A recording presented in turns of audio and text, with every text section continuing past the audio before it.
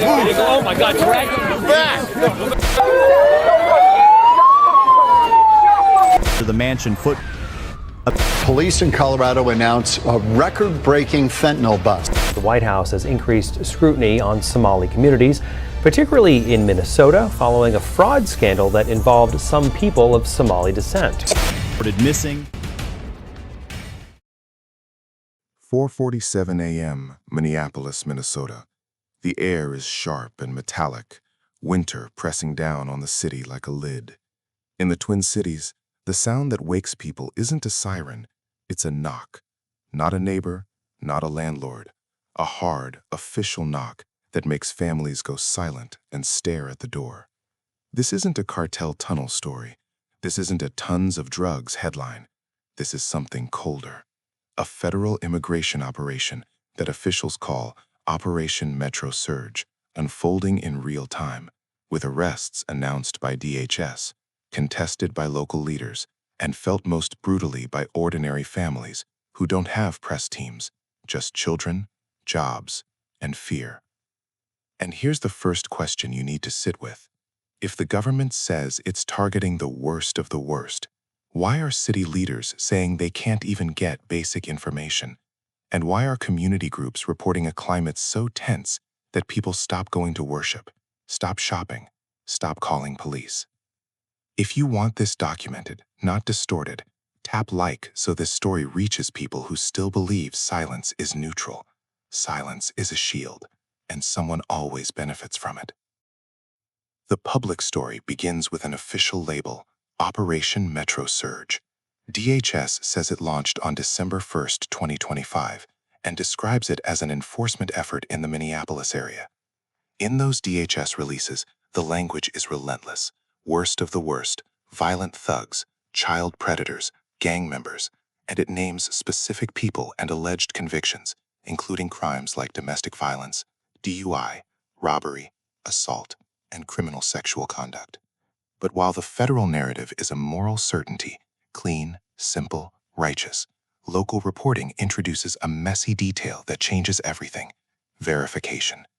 KSTP reported that DHS announced 12 arrests in Minneapolis, and that a search of Minnesota court case records showed 11 convictions between 3 of the men, 7 of those more than a decade old, while noting there were no publicly available records for the others and that they could have cases in another state. This is where the real investigative tension lives. Not in a basement, not in a tunnel, in the gap between what is claimed, what is documented, and what is experienced. You have DHS naming people. You have local media checking records and finding partial matches. You have city officials saying they can't confirm the scope. You have immigrant advocates saying people are being taken in ways that feel random, sometimes in neighborhoods, sometimes outside malls, sometimes with agents in vehicles that blend into everyday traffic. And then you have the human cost, raw and specific. KSTP described a case involving a 45-year-old mother detained by ICE, with her husband speaking outside the Whipple Federal Building near Fort Snelling. He says she has worked for more than 20 years, especially with refugee settlement, and had no crime. Her attorney, Stephen Thal, said she had previously been granted withholding of removal, meaning she can't be deported back to Somalia, and said he was still working to learn why she was picked up. KSTP also reported that she said she was blocked in by several unmarked SUVs on Highway 77, and that her detention would involve transfer to the Crow Wing County Jail, with legal action contemplated including bond hearing and possibly habeas corpus. That's not an abstract debate. That's a family in the cold, holding paperwork that doesn't stop a door from opening. Now zoom out. On December 2, 2025, Minneapolis and St. Paul leaders held a joint response as reports spread that federal immigration enforcement was ramping up against Somali immigrants. Minneapolis Mayor Jacob Frey, Minneapolis Police Chief Brian O'Hara, Minneapolis City Council Member Jamal Osman, and St. Paul Mayor Melvin Carter spoke publicly, denouncing reported actions and emphasizing city policies that prohibit city staff and police from cooperating with federal civil immigration enforcement. The city of Minneapolis posted its own response. It said it was monitoring credible media reports, reaffirmed it does not work with ICE on civil immigration enforcement operations, and directed residents to rights and resources, including refusing to sign documents until speaking to a lawyer and not opening the door without a warrant. This isn't just politics. This is jurisdiction. Who controls the street-level reality? Federal agencies can't operate. Cities say they won't assist on civil enforcement. Police chiefs warn against violence and fear, but also warn that fear makes everyone less safe because victims stop calling police. And in the middle is a community that can't afford to guess wrong, because guessing wrong is a jail transfer, or a missed school pickup, or a family pushed into panic. The federal message is simple: we're targeting criminals. The lived experience described by local reporting is not simple at all. Sahan Journal reported actions described by family members and advocates: agents appearing outside homes, knocking on doors in Cedar Riverside towers, showing up with Uber stickers on vehicles, targeting Somali malls, and detaining people even as questions circulate about who is actually being sought and why. One detail is especially chilling because it's so ordinary: a black SUV with a displayed Uber sign on the windshield, mentioned in Sahan Journal's description of video from an arrest scene near a Somali mall. It doesn't prove a conspiracy. It proves something else: how hard it is for a community to tell the difference between normal life and enforcement when enforcement tries not to look like enforcement. And that confusion isn't a side effect. It's a force multiplier. Now I have to ask you a difficult question. If you were a parent walking your kid to school and you saw masked agents moving in unmarked vehicles, would you step forward and ask questions? Or would you do what fear trains people to do? Look away, keep walking, protect your own. Drop a comment with the word witness if you believe the public has a duty to document what power does in the dark, because documentation is the only thing that survives spin. DHS isn't hiding its message. In a December 4 release, DHS said ICE arrested some of the worst criminal illegal aliens in sanctuary Minneapolis during Operation Metro Surge, and identified Assistant Secretary Tricia McLaughlin as a spokesperson framing the operation and criticizing local sanctuary policies. That release listed individuals and claimed convictions or charges, including references to gang affiliation and specific crime categories. In a December 5 release, DHS again framed the operation, naming individuals and citing convictions such as criminal sexual conduct involving a minor, 13 to 15, robbery and domestic assault, and also naming a previously deported individual described as a gang member. And then the scale. KSTP reported DHS claiming ICE had arrested over 400 undocumented immigrants in Minnesota since Operation Metro Surge began, describing it as an effort to arrest undocumented immigrants with previous criminal convictions, and included another list of named individuals and convictions cited in the same framing. DHS itself published a release on December 12 stating ICE arrested more than 400 illegal aliens during Operation Metro Surge, listing specific people with ages, countries of origin, and cited convictions, along with references to final orders of removal and dates of those orders. That more than 400 statistic hits like a hammer. But here's the investigative problem. A number doesn't tell you who was properly targeted, who was collateral, who was misidentified, who was released, who got counsel, who didn't. Numbers can be used to prove competence, or to bearing a stakes. And local reporting shows the competing narratives don't even agree on the basic ground-level facts. Sahan Journal reported Minneapolis and St. Paul leaders saying they had received no information from the federal government about alleged activity and could not confirm media reports, while an immigrant rights organization reported 5 arrests over 2 days, and police received increased reports about such activity. KSTP reported DHS announcing 12 arrests and listed names, while also raising questions about public records and specifying that DHS didn't say when or where the alleged prior crimes occurred. The city of Minneapolis said it cannot prevent ICE from being in Minneapolis, but will do what it can to keep communities safe, while reiterating it will not participate in civil immigration enforcement. This creates a three-way standoff. Federal agencies operate.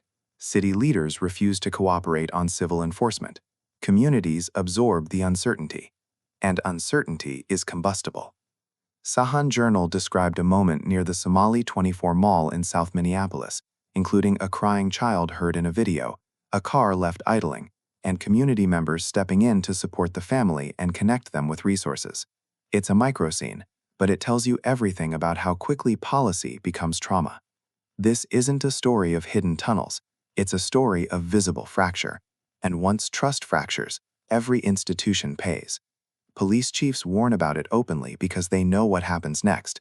Victims stop reporting crimes, witnesses stop cooperating, and predators, real predators, get cover. Chief O'Hara said fear can make everyone less safe if people believe they can't call the police. Now consider the community context that gets flattened in national argument. Sahan Journal reported Minnesota has the largest Somali population in the country, with nearly 80,000 residents, most living in the Twin Cities. It also reported that the vast majority are U.S. citizens, and that the rumors and anxiety are real enough to change behavior: church, worship, spending, daily life. The city of Minneapolis reinforced this, calling the community vibrant, emphasizing welcome, and offering resources, including legal clinic links and a phone number for the Office of Immigrant and Refugee Affairs. But even as local leaders try to stabilize fear, the federal messaging escalates rhetoric. DHS's releases repeatedly use maximal framing, worst of the worst, and attach it directly to sanctuary politics. That doesn't just defend an operation, it turns it into a referendum. And when enforcement becomes a referendum, people stop listening for facts. They listen for sides, which means mistakes become harder to admit, and accountability becomes harder to demand. If this revelation shocks you, hit like and share this. They counted on the story turning into a shouting match. Exposure is the only weapon communities have when power refuses to explain itself. The most dangerous part of this operation isn't whether you personally agree with immigration enforcement, it's whether enforcement can be carried out without destroying the trust that keeps cities functional. Because once you normalize masked detentions and unclear communication, you normalize something else too. The idea that people don't have to know why the government is taking someone. That is not a partisan warning. That is a civil society warning. Sahan Journal reported that Minneapolis Mayor Jacob Frey signed an order prohibiting federal and local agencies from staging civil immigration operations from city-owned lots, ramps, or garages, and described it as aimed at fear-based tactics and community trust. That's a direct institutional response, not a tweet. It's an attempt to draw a bright line. But the line doesn't remove federal power. It only declares where the city refuses to be complicit. And the fact that such an order is deemed necessary tells you how abnormal the moment feels. Meanwhile, DHS is putting names and faces on its claims. In the December 4 release, DHS listed names including Abdul Qadir Sharif Abdi, Sahal Usman Shadane, Mukhtar Mohammed Ali, and others, with allegations of gang affiliation and various convictions. KSTP listed many of the same names in its reporting of the 12 arrests, and added that 4 had no listed criminal history in the DHS announcement, naming them and describing the reasons DHS gave for their arrests. That's not a small detail, because when worst of the worst is used as an umbrella phrase, but some arrested people are reported as having no listed criminal history, the audience has to ask, what threshold is being applied, and who audits it? You can support enforcement and still demand process. You can oppose enforcement and still demand truth. Either way, the only sane demand is transparency. And transparency is what local leaders keep signaling they aren't receiving. Sahan Journal reported that local officials said they had received no information from the federal government about alleged activity and could not confirm reports, even as community groups reported arrests and increased enforcement rumors. A system that won't communicate doesn't reduce fear, it produces it. And fear doesn't stay neatly in one neighborhood. It spreads into schools, workplaces, hospitals, courts, and police calls. KSTP's reporting on the Apple Valley Mother underscores that the downstream machinery of detention is sprawling. Unmarked SUVs, the Whipple Federal Building near Fort Snelling, transfer to Crow Wing County Jail, immigration court procedures, and potential emergency legal filings. That's not a single incident, it's a pipeline, and pipelines run best when nobody asks questions. Comment due process if you believe any operation, no matter how it's branded, should withstand daylight, records checks, and independent scrutiny. Because this isn't just about who gets arrested. It's about what kind of country you live in when fear becomes administrative. Now, let's be brutally clear about what we are not claiming. There is no verified basis in the sources we discussed for a Somali mayor busted, or $50 million dirty cash, or 2 tons of drugs, or secret tunnels. That viral-style storyline exists elsewhere, but it is not supported by DHS releases, KSTP reporting, Sahan Journal reporting, or the City of Minneapolis statements we've cited here. What is supported, verifiably, is a high conflict period in Minneapolis, where a federal operation is being publicly described in maximal moral language, while local leaders and community reporting describe uncertainty, fear, and disputed facts. That may not be as cinematic as tunnels, but it's more important, because it's real, and it's happening where you live. The public square response was immediate. The city of Minneapolis reaffirmed it is a welcoming city, published Know Your Rights guidance, and pointed residents to resources and legal clinics. Sahan Journal documented the city leaders' press conference and also the community-level response. People at Carmel Mall speaking about fear and rumor, leaders like Jelani Hussein describing the impact, residents describing reduced shopping and worship, and officials warning of profiling concerns. KSTP captured the sharper edge, DHS press framing, named arrests, and local verification attempts, plus the case of the detained mother and the uncertainty surrounding why she was taken. Even the architecture of the story is visible. The Whipple Federal Building near Fort Snelling becomes a focal point because it's where families and attorneys converge, trying to turn fear into a process with deadlines, filings, and hearings.